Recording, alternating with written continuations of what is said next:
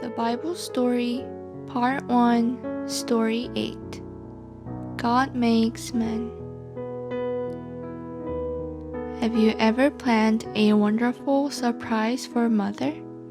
For her birthday, perhaps?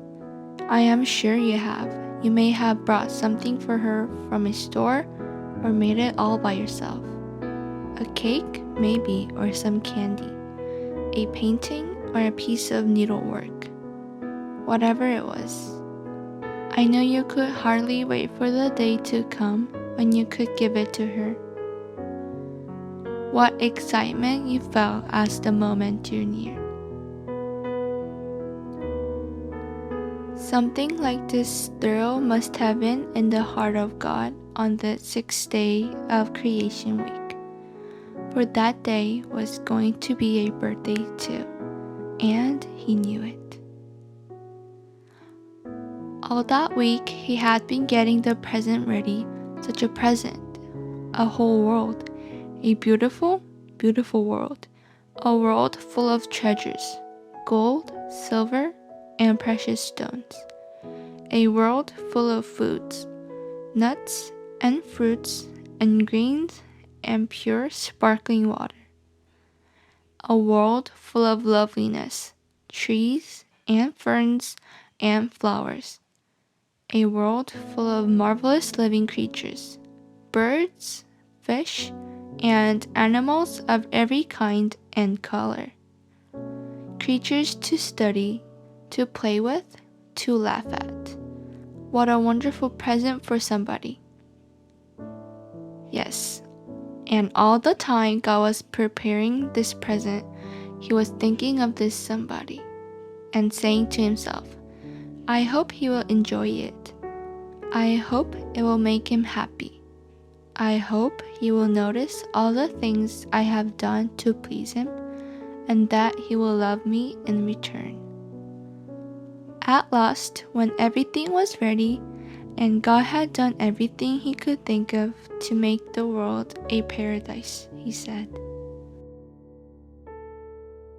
Let us make men in our image, after our likeness, and let them have dominion over the fish of the sea, and over the fowl of the air, and over the cattle, and over all the earth, and over every creeping thing that creepeth upon the earth. So God created man in his own image. In the image of God, he created male and female. In his own image, like God, how very, very wonderful.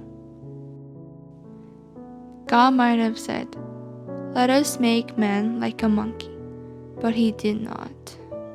He might have said, Let us make men like a lion, only bigger and stronger. But he did not. Instead, he chose to make men like himself. He could have given him no greater honor, shown him no greater love. And the Lord God formed man of the dust of the ground. When God made the animals and birds, he spake, and it was done. They came leaping, springing out of the earth at the sound of his voice. But with man, it was different. God formed him. With infinite wisdom, infinite patience, infinite tenderness, he molded the noble head, the kind face, the strong body. And he built into him something more wonderful than television, the power to see. Something more wonderful than radio, the power to hear. Something more wonderful than reader, the power to think and talk and remember. Best of all, God made it possible for him to love and laugh and worship. Finally, the task was completed. As with infinite gentleness, he gave the last finishing touches to his masterpiece. There upon the earth from which he had been made lay man. the very first man, silent and still like some beautiful statue, awaiting the gift of life. And God breathed into his nostrils the breath of life, and man became a living soul. How nearly God must have come to him, so very, very close. The mouth of God touching the mouth of man. Perhaps, who knows, God kissed him. Perhaps, too, there were tears of love in his eyes as he bent low over this wonderful creature he had made. So like himself, so dear to his heart. Suddenly, as God whispered to him, gently, tenderly, lovingly, breathing into him his own wonderful life, Adam awoke and looked up into the face of his Maker.